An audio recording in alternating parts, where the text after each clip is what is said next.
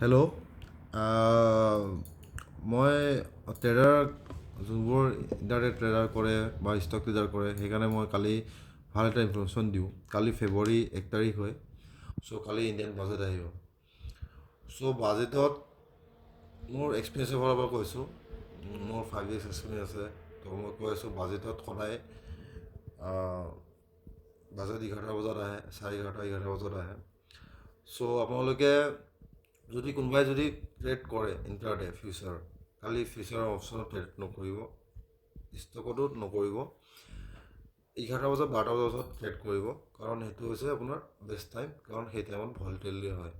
কাৰণ কালি প্ৰাইচটো হাই হৈ থাকিব, আপোনাৰ চেলাৰবোৰ টাইম হয়, বায়াৰ এণ্ড চেলাৰ কথা থাকে, কম পাব যোনে ট্ৰেডিং কৰি থাকে। চেলাৰটো বেষ্ট ইম্পৰ্টেণ্ট হয়, কাৰণ কালি চেলাৰবিলাকে বেছি হাই প্ৰাইচ থাকে তেনে চেল কৰিব, যিমান পাৰে চেল কৰিব তো প্ৰফিট হয়। তো বায়ৰ কাৰণে কালি প্ৰফিট নহয়।